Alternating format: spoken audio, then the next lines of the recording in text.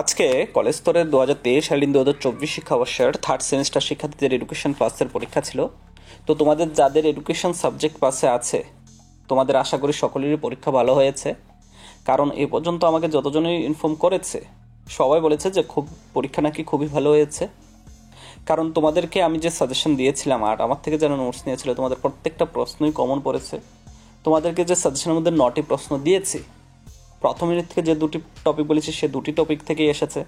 তো অনেকে জিজ্ঞেস করছিল যে আজকে যে প্রথম ইউনিটের যে পার্টটা এসেছে, প্রথম প্রশ্নের বুদ্ধিস্টিক এডুকেশনের দ্বিতীয় যে পার্টটা, যে বুদ্ধ শিক্ষার বর্তমানে যে প্রভাবটা, সেটা তোমাদেরকে যে গণশিক্ষার যে পার্টটা ছিল সেই পার্টের 3টা পয়েন্ট, যেমন সার্বজনীন শিক্ষা, গণশিক্ষার ব্যবস্থা, মাতৃভাষার মাধ্যমে শিক্ষা, এই 3টা পয়েন্ট লিখলেই তোমাদের কিন্তু সেই উত্তরটা হয়ে যায়। ঠিক আছে, অনেকেই লিখে দিয়েছ। আর তোমাদের ইউনিট 2 থেকে টোটাল প্রশ্ন দিয়েছে 3টি, সেখান থেকে 2টি চলে এসেছে, 2 নম্বর এবং 3 নম্বর। ইউনিট 3 থেকে তোমাদেরকে 2টি প্রশ্ন দিয়েছিলাম, প্রথম প্রশ্নটাই চলে এসেছে হুবহু, আর দ্বিতীয় যে প্রশ্নটা দিয়েছি সেখান থেকে 5 মার্কসে চলে এসেছে।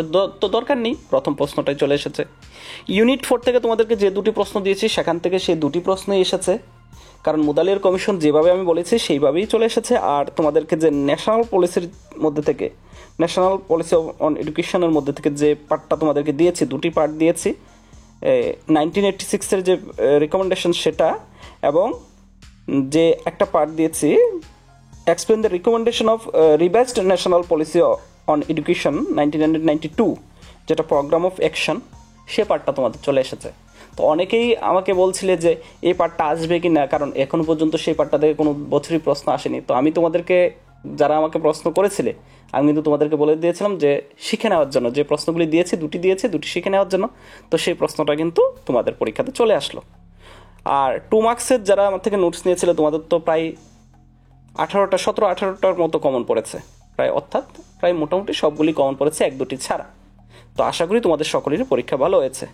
তো তোমাদের 2023-2024 শিক্ষাবর্ষের সব পরীক্ষাই মোটামুটি শেষ হয়ে গেছে, শুধুমাত্র বেঙ্গলি সাবজেক্টটা যেটা পিছিয়ে গেছে সেই পরীক্ষাটা বাকি রয়েছে। তো তোমাদের এই পরীক্ষাটার পর অর্থাৎ নেক্সট মান্থ থেকে আমি আবার শুরু করে দেবো 4th সেমিস্টারের। তো তোমাদের আজকের কার কেমন হয়েছে পরীক্ষা তোমরা ভিডিও কমেন্ট বক্সে জানাবে। আর তোমাদের কারো যদি কোনো প্রশ্ন থাকে তোমরা ভিডিও কমেন্ট বক্সে জানাতে পারো, আমি তোমাদের সেই প্রশ্নগুলোর উত্তর দেওয়ার চেষ্টা করব। ওকে, থ্যাংক ইউ।